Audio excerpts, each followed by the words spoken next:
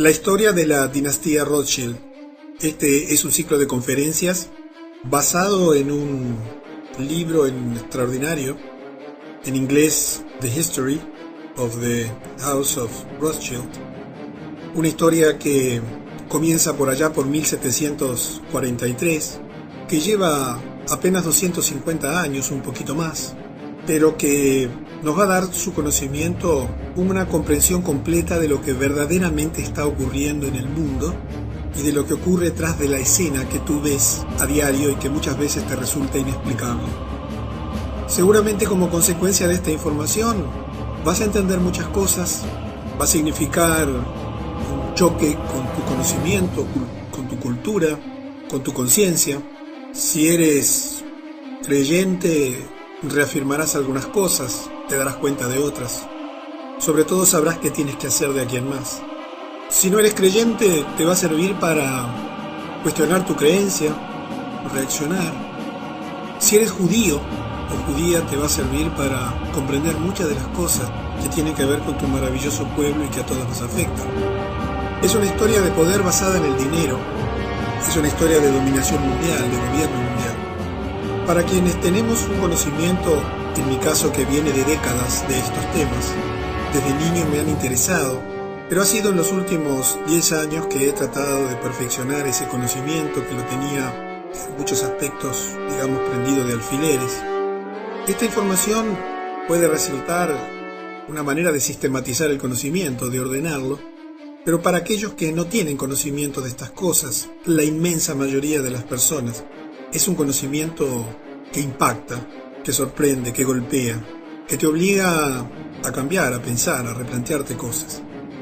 Es difícil alejarse del subjetivismo o de la interpretación de los hechos que yo te voy a contar.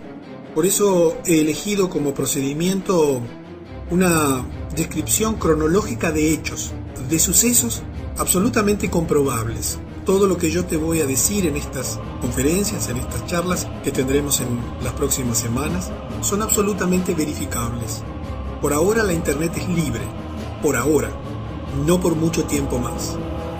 Entonces todavía muchas personas pueden enterarse de la verdad, no de lo que te presentan como verdad, que es una burda mentira. Y en ese esfuerzo por parecer objetivo, quizás el mejor procedimiento sea eso, limitarme a los hechos. Pero claro, me va a costar sacar conclusiones y hacerte comentarios. Espero que esta información realmente te resulte útil, que la valores, que la comprendas, que la compartas y que sobre todas las cosas te sirva para, como dice en la Escritura, levantar tu cabeza y alzarte erguido, porque tu liberación se acerca. Es un tiempo de esperanza, es un tiempo maravilloso en el cual vivir, es un tiempo en el cual estamos viendo la conclusión de un sistema de cosas. En pocos meses verás acontecimientos que te van a dejar pasmado, pero tú tendrás el conocimiento de ellos antes de que ocurran, muchos de ellos porque los vas a escuchar aquí. Y por lo tanto estoy seguro que va a ser muy bueno para todos nosotros. Nos va a llenar de expectativa primero, pero una vez que conozcas todos los hechos, te va a llenar de gozo, de alegría, de entusiasmo, porque hay una maravillosa oportunidad por delante. Así que comencemos, tratando de conocer esta historia, que por supuesto es extensísima. Te debes imaginar que en 260 años casi, o un poquito más, ha ocurrido de todo.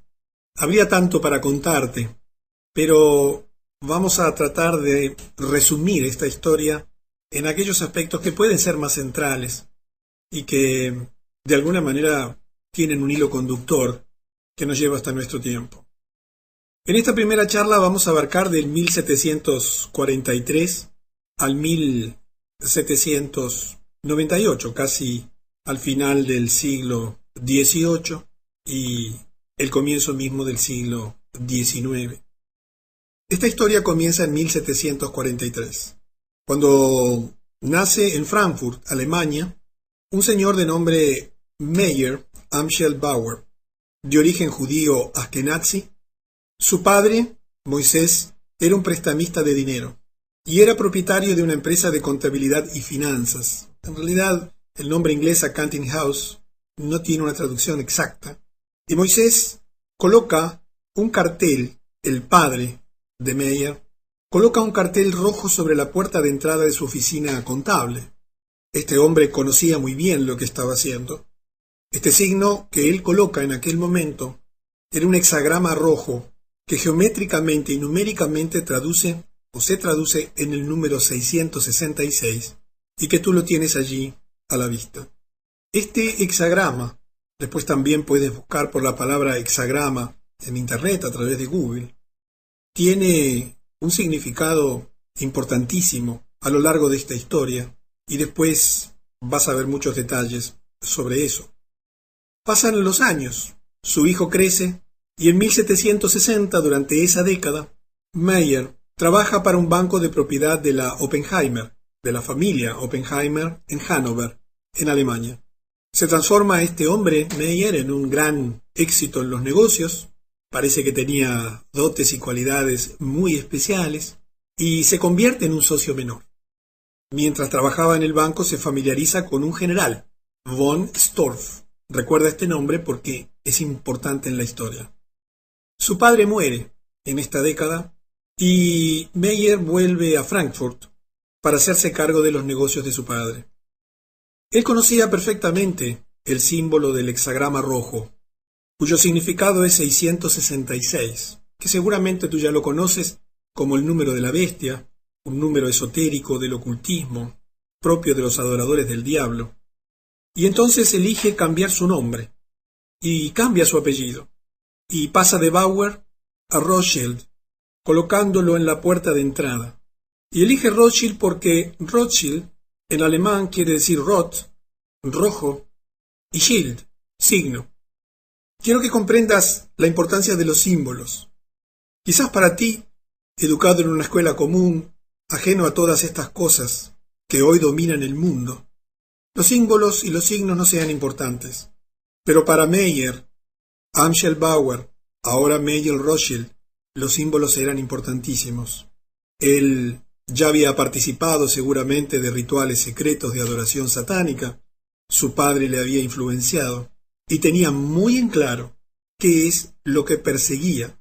Conocía perfectamente los pactos establecidos, tenía muy en claro el plan, que se había urdido desde hace milenios, pero que ellos, por alguna razón desconocida para nosotros, habían sido elegidos para llevarlo adelante. Un plan que, como verás, venía a ser un plan de gobierno y de dominación mundial. Para anticiparnos un poquito y facilitarte la comprensión, si tú miras hoy a tu alrededor este hexagrama lo verás en muchísimos monumentos de tu país, de tu ciudad. Dependiendo de la zona del mundo donde vivas, lo verás más frecuentemente. Pero lo tienes en tu bolsillo o allí en tu cuenta, en cualquier billete del dólar. Lo tienes en el sombrero del Papa, lo tienes en la bandera de Israel, lo tienes en muchísimos lugares a la vista de todo el mundo. Por supuesto, suficientemente oculto en algunos casos o disfrazado en otros, como para que las personas que no conocen de estas cosas, que no les interesa porque están en otros temas, porque no saben que esto afecta a sus vidas dramáticamente, porque no tienen la menor idea de que hace 250, 60 y pico de años se comenzó a urdir un plan que incluía el uso de este signo. Bueno, quizás no te llame la atención, pero te puedo asegurar que a partir de ahora estas cosas van a comenzar a tener una importancia absolutamente definitiva en tu vida, porque habrá un antes y un después de conocer esta información. Y volvamos o sigamos un poquito con la historia. ¿Te acuerdas que te dije que en la década del 60 este hombre se había familiarizado con un general denominado von Storm? Él se encontraba asignado a la corte del príncipe Guillermo IX de Hessen-Hanau. Obviamente que estamos en medio de la realeza, estamos en pleno siglo XVIII, finales, última cuarta parte allí o segunda mitad del siglo XVIII. Esta era una de las casas reales más ricas de Europa. Había adquirido su riqueza de una manera muy inteligente. Arrendaba soldados de Hesse a países extranjeros que necesitaban o estaban haciendo guerras y necesitaban mercenarios. Y por supuesto que a cambio de eso obtenían ganancias extraordinarias. Por supuesto que es una práctica que tú conoces, ¿verdad? Hoy continúa bajo la forma de exportar mantenimiento de la paz a través de la ONU con tropas en todo el mundo. Aquí en nuestro país es una función corriente de nuestros soldados, ir al exterior a vender sus servicios militares en otros países en guerra. Por supuesto, bajo la fórmula hoy moderna de mantenimiento de la paz. Y allí Meyer, que era un gran comerciante, este nuevo Rothschild, o iniciador de la dinastía Rothschild, inmediatamente advierte que había allí una gran oportunidad de negocios. Recuerda que él ya era un comerciante muy exitoso, dominador del mundo de las finanzas, del mundo de los préstamos, del mundo de las empresas, del mundo de los bancos. Y con el pretexto de venderle a este príncipe valiosas monedas y baratijas a precios reducidos, porque él los podía comprar fácilmente con su poder económico y los préstamos que él daba, que muchas veces quedaban garantidos con joyas y riquezas que luego los deudores no podían recuperar, intenta aprovechar la relación del general en la corte para acercarse al príncipe. Y así Rothschild, porque ya lo vamos a comenzar a llamar Rothschild, ya se había cambiado el nombre, fue presentado al mismo príncipe William, quien por supuesto quedó más que satisfecho con los precios de las monedas raras que recibía y esas baratijas, y se dio cuenta que podía hacer muy buenos negocios. Y entonces Rothschild le ofrece una participación en cualquier otro negocio que el príncipe le pudiera plantear. Y verás cómo esta cercanía al poder, a los gobernantes ricos y poderosos, que comienza de una manera sencilla, financiándole compras de cosas valiosas a precios bajos para introducirse, comienza a ser parte de una estrategia que más tarde significaría la completa dependencia de todas esas realezas y de los gobiernos del mundo a su poder económico. Rothschild entonces comienza a adquirir poder, un poder basado en el dinero, y se convierte en uno de los colaboradores más cercanos del príncipe Guillermo, y termina haciendo negocios con él, y con los miembros de la corte. Pronto se da cuenta y descubre que prestar dinero a los gobiernos y a la realeza es más rentable que prestar dinero a las personas, ya que los préstamos son más grandes y están asegurados por los impuestos de la nación. No sé si entiendes que pasó muy poco tiempo y todos los gobiernos del mundo, todas las monarquías del mundo, todos los municipios del mundo, todas las ciudades del mundo están endeudadas. Quiero que comprendas que esto, que ya te lo he explicado de otra manera, en el material del lado oscuro del dinero, tuvo su origen allí. ¿No te sorprende? ¿Nunca te has puesto a pensar cómo es posible que todos los gobiernos del mundo estén endeudados, cuando cualquiera de ellos podría emitir su moneda y ser independiente?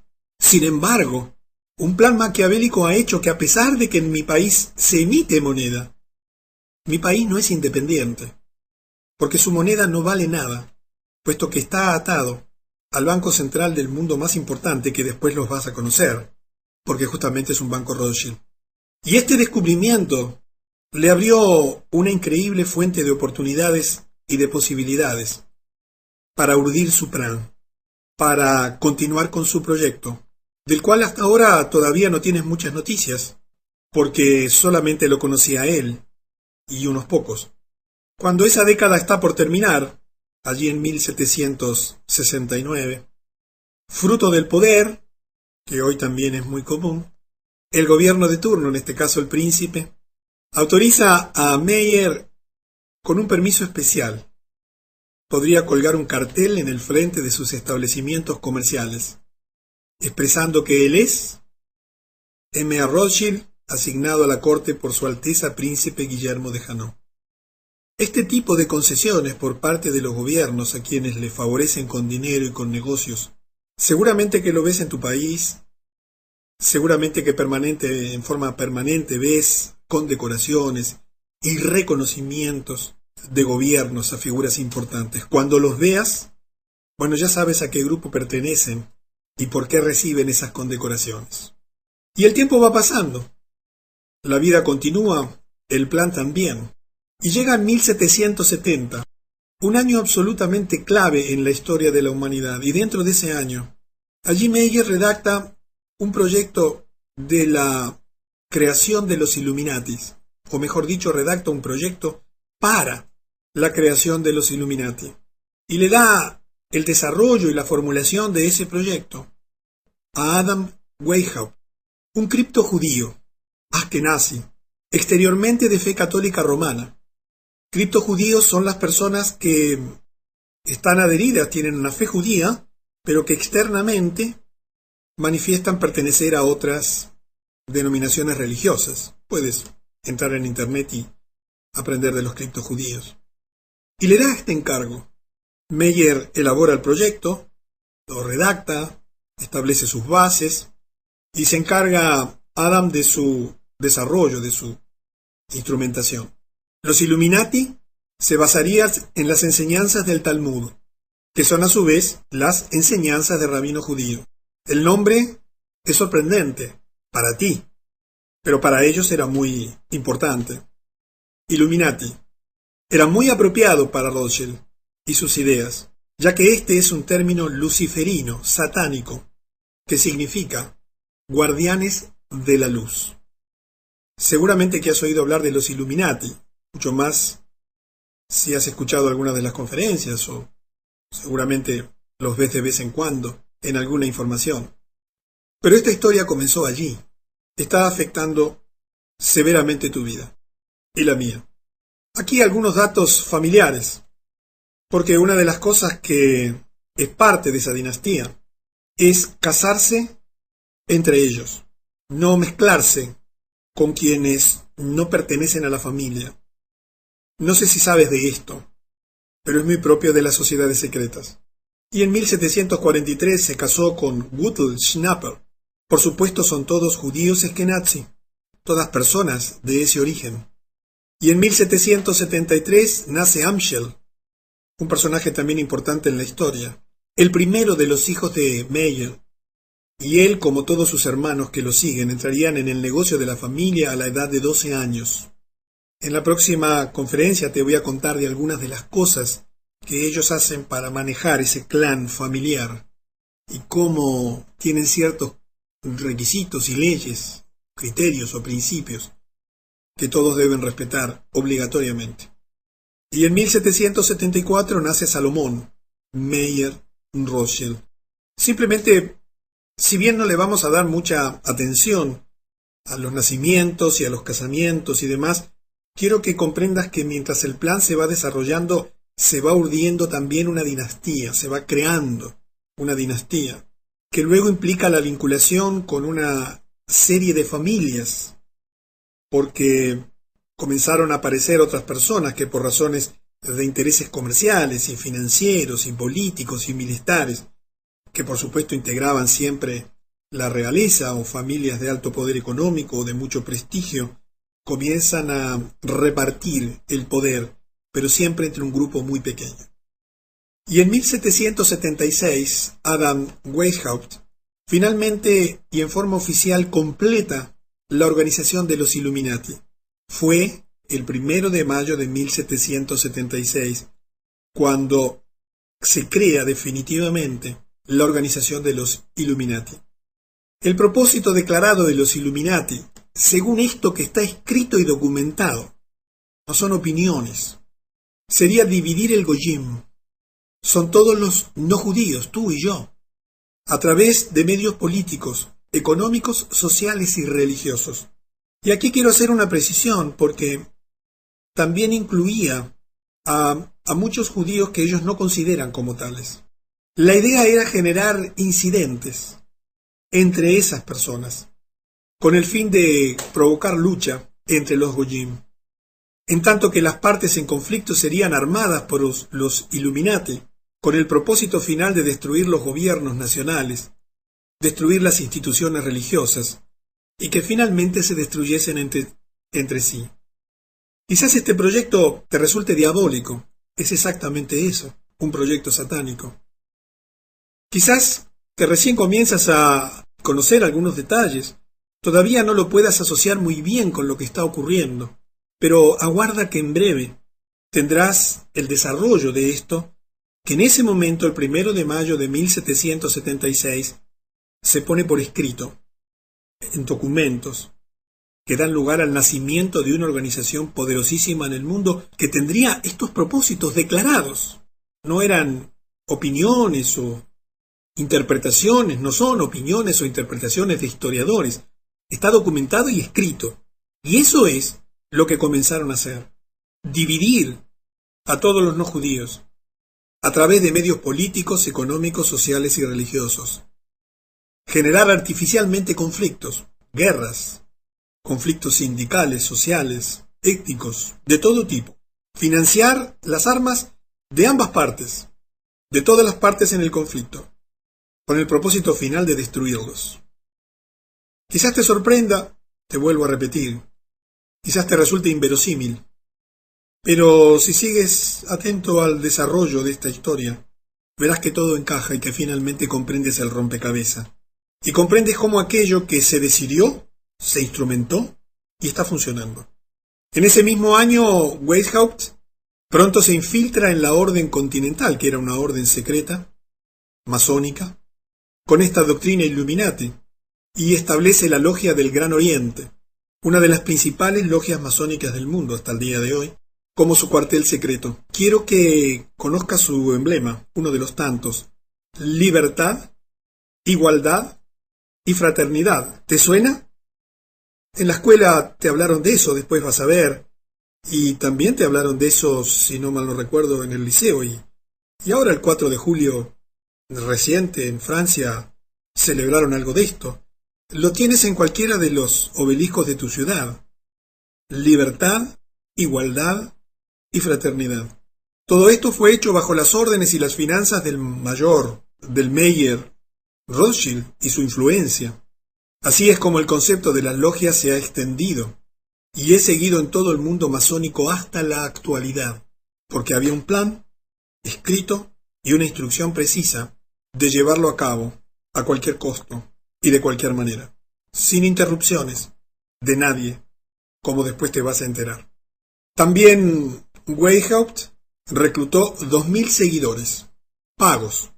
Mira que el dinero no era una limitante, como tampoco lo es hoy, incluyendo los hombres más inteligentes en el campo de las artes, las letras, la educación, la ciencia, las finanzas y la industria. Se les instruyó para aplicar los siguientes métodos con el fin de controlar a la gente. Te vuelvo a repetir, no estoy interpretando nada, ni quien escribió este libro en el cual están basadas estas conferencias ha inventado o interpretado. Esto está escrito por los Illuminati en su documento, en su acta de fundación, digamos así. Primero, y presta atención, utilizar el dinero y el soborno sexual para obtener el control de los hombres en los lugares más altos de los diferentes niveles de todos los gobiernos y otros campos de actividad. Una vez que las personas influyentes hubiesen caído por las mentiras, engaños y tentaciones de los Illuminati, deberían ser sometidas a servidumbre por la aplicación de políticas y otras formas de chantaje, amenazas de ruina financiera, de exposición pública, amenazas impositivas e inclusive la muerte, a ellos y también a miembros de sus familias. Suena duro, ¿verdad? Suena malo, suena perverso. ¿Te sorprendes? Vamos al segundo objetivo: vincularse en colegios y universidades para relacionarse con estudiantes poseedores de una capacidad mental excepcional, pertenecientes a familias bien educadas, con inclinaciones internacionales, y recomendar su formación especial en relaciones internacionales, con la idea central de que solo un gobierno mundial puede poner fin a las guerras y los conflictos recurrentes. Esta formación especial, por supuesto, sería proporcionada a los seleccionados mediante la concesión de becas pagadas por los Illuminati. Si vives en Estados Unidos, esto es moneda corriente. ¿Entiendes cuándo nació y por qué existe? En tu universidad pasa lo mismo. ¿Entiendes? ¿Comprendes por qué todas las universidades hoy están siendo financiadas, especialmente las que tienen más nombre, las que tú ves hoy en la prensa mediática, aquellas donde se producen las investigaciones científicas y médicas más importantes? Este proyecto Nació con los Illuminati, se puso por escrito y oficialmente se instituyó el 1 de mayo de 1776. Vincularse en colegios y universidades. Quiero que entiendas por qué y para qué lo hacían. Ahora lo verás. Vamos al tercer objetivo. El tercer objetivo también es parte de esta terrible urdimbre, de este macabro plan. Todas las personas influyentes, atrapadas bajo el control de los Illuminati, más los estudiantes que hubiesen sido especialmente educados y entrenados, se utilizarían como agentes en los gobiernos, en todos los gobiernos, ubicándolos como expertos y especialistas detrás de la escena. ¿Entiendes el objetivo? Te lo aclaro. Así podrían aconsejar a los altos ejecutivos para que adoptasen políticas que en el largo plazo servirían a los planes secretos de la conspiración Illuminati de un solo gobierno, y causar la destrucción de los gobiernos y las religiones en los que hubiesen sido elegidos o designados para servir. ¿Notas algún parecido con la realidad? Seguramente ya te has dado cuenta que quienes gobiernan no gobiernan, sino que simplemente ocupan cargos políticos y que deben favores bajo la forma de dinero o de otras cosas, o de negociados, y que simplemente están para cumplir un rol aparente, pero detrás de bambalinas está esta gente, que expresamente, como parte de sus propósitos fundacionales, utilizarían como agentes en todos los gobiernos, ubicándolos como expertos y especialistas detrás de la escena.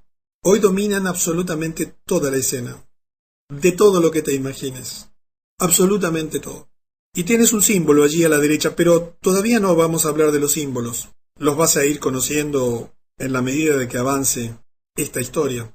Y sigamos avanzando porque nos vamos a acercar a hechos excelentes, pero veamos el cuarto objetivo, que también lo conoces perfectamente, y es el siguiente: obtener el absoluto control de la prensa. En ese momento el único medio de comunicación social que distribuía la información al público, la prensa escrita. De modo tal que todas las noticias y toda la información pudiese ser inclinada, torcida, alterada, manipulada, con la finalidad de inducir a las masas a creer que un gobierno mundial es la única solución a los muchos y variados problemas de la humanidad.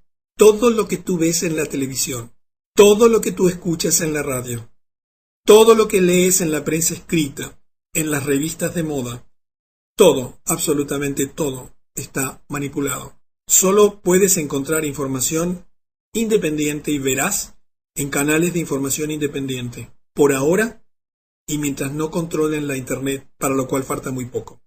Tú ya lo sabes, por eso entiendes cómo es inexplicable muchísimas de las cosas que ocurren, cómo se crean realidades de la nada, cómo de un día para otro comienzan a difundir noticias en forma absolutamente sorprendente, y la gente, absolutamente adormecida por los medios de comunicación, cree que es verdad.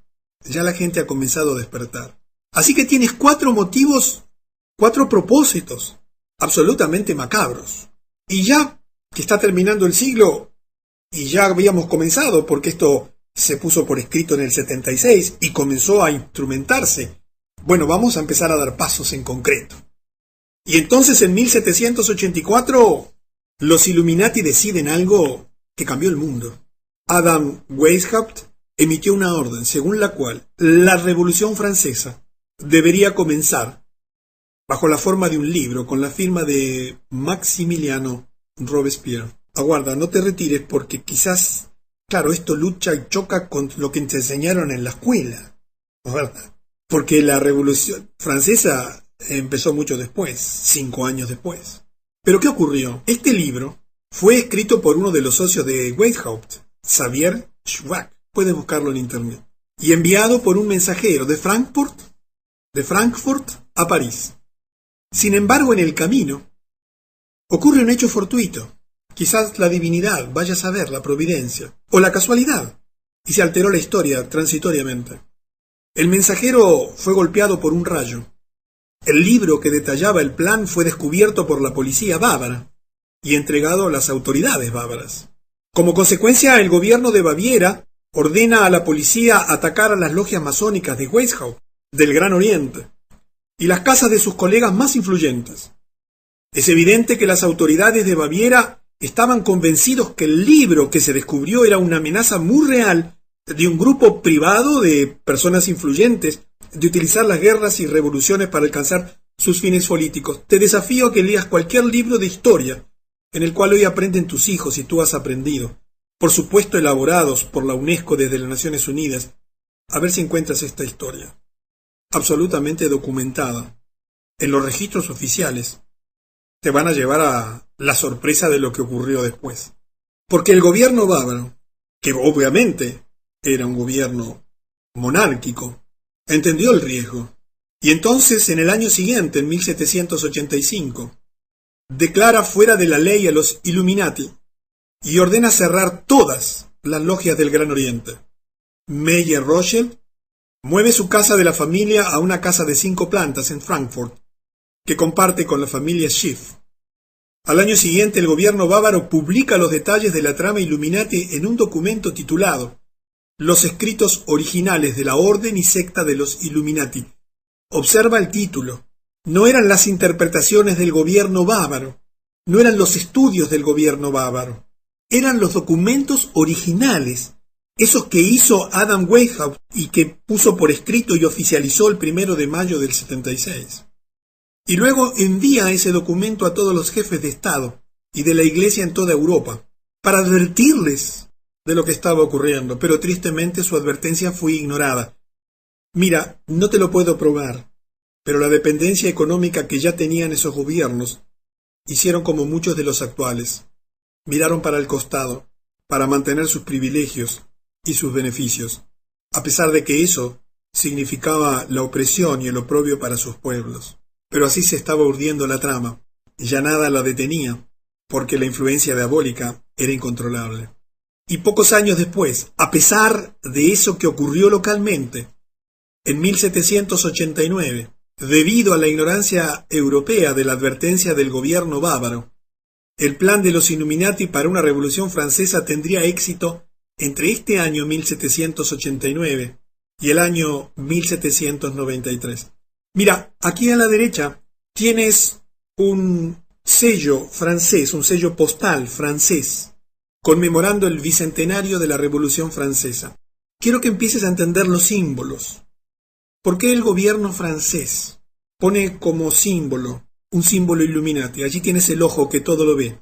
Nada menos que para conmemorar la Revolución Francesa. Te podría haber puesto fotos aquí de soldados celebrando la igualdad, libertad y fraternidad. Aquí en mi país es un símbolo masónico, Illuminati, esto de la igualdad, libertad y fraternidad.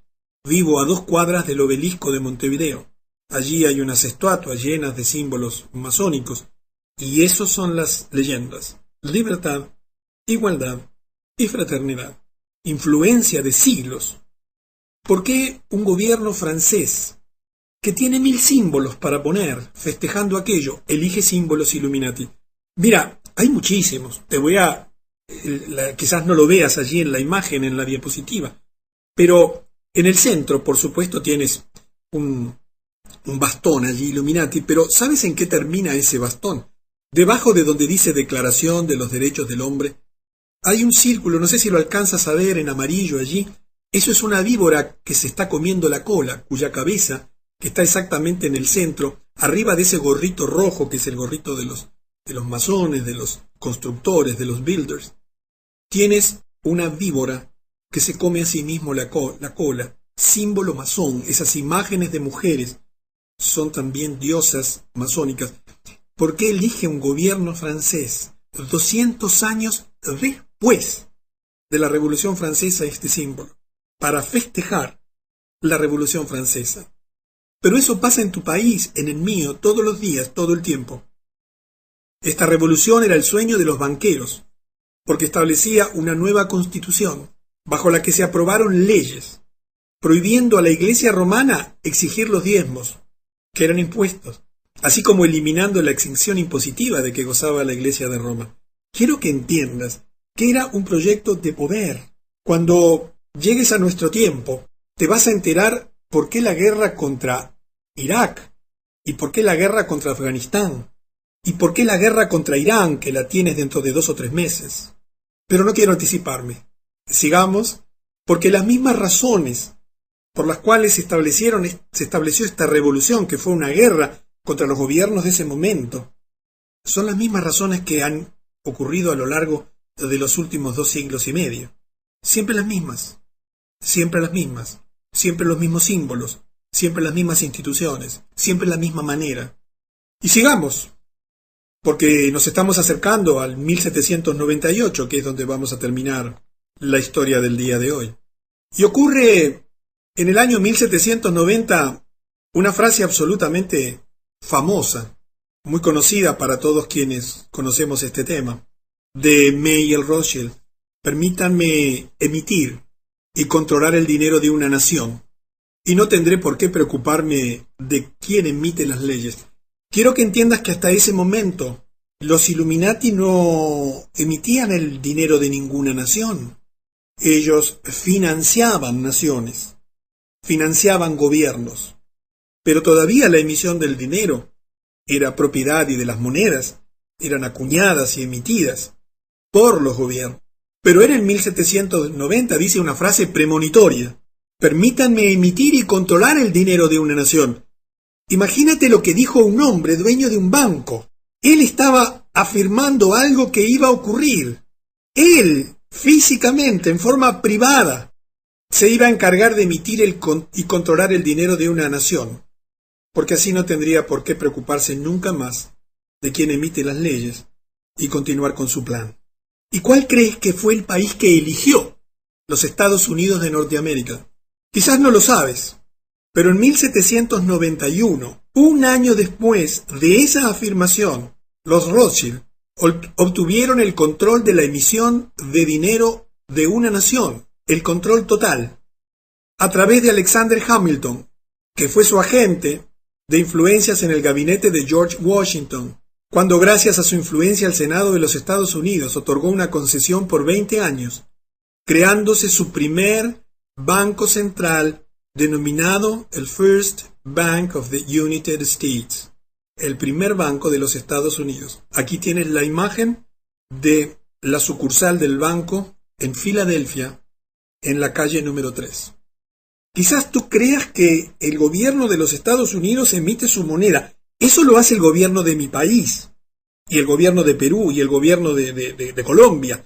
Por supuesto que con monedas totalmente dependientes del Banco Central de los Estados Unidos, que es la Reserva Federal. Pero el gobierno de los Estados Unidos no emite su papel moneda. Nunca lo hizo, o mejor dicho, lo hizo en algunos periodos intermedios, porque hasta ese momento en que se crea este banco, después lo vamos a ver más en detalle, habían 13 colonias que emitían cada una su moneda, sus billetes, sus maneras de negociar, y entonces se unificó todo a través de un primer banco central, el First Bank of the United States, en una concesión otorgada solamente durante 20 años. Aquí quiero darte otra imagen, lo que parece ser un pagaré de alguien que había pedido prestado dinero allí en el banco, o de alguien que había, tomado dinero del banco, y fue hecho por $1,000, emitido por el Banco de los Estados Unidos de Norteamérica. Y fíjate que estamos ya muy cerca del final, porque esto ocurrió en 1791. A partir de allí, Mayer Rothschild ya no tendría por qué preocuparse de quién emitía las leyes, no solamente en los Estados Unidos, sino también, como lo verás con el tiempo, en el resto del mundo. Antes de llegar al final de este siglo, permíteme comentarte simplemente, para agregar un poco de conocimiento, que en el interín habían ido naciendo y casándose personajes importantes que permitirían continuar el proyecto elaborado por Mayer, que había empezado a comprender y sentir como influencias de su padre. Y allí tienes algunos nombres y algunos años en que nacen algunas personas. Y entonces se va armando la familia, se va armando la dinastía, todos conocedores precisamente del plan, todos con el mismo origen, todos con las mismas creencias obligadas porque si no las aceptaban simplemente podían morir. porque así era la situación. Y llegamos entonces al último episodio que vamos a comentar en el día de hoy, en esta primera conferencia, y que es un episodio también extraordinario que llega hasta nuestros días, y que te hago la introducción porque lo vamos a completar en la segunda parte. En 1798, ya en el fin del siglo XVIII, John Robinson publica un libro titulado Las pruebas de una conspiración contra todas las religiones y todos los gobiernos de Europa, llevada a cabo en las reuniones secretas de los masones, los Illuminati y las sociedades de lectura. Quiero que entiendas que esto que tú hoy ya estás viendo en todos lados y que de pronto escuchas aquí y que ya se conocía de hace siglos, denuncias, evidencias, documentos, hechos, existieron siempre, solo que hoy están a la luz y son evidentes. En este libro, el profesor Robinson de la Universidad de Edimburgo, una autoridad de la época, uno de los intelectuales de su época de mayor prestigio, que en 1783 fue elegido secretario general de la Royal Society de Edimburgo, dio detalles de todo el complot Rothschild Illuminati. ¿Te suena Imagine No Religion? ¿Imagina sin religión? ¿Tú crees que eso es evolución de la humanidad?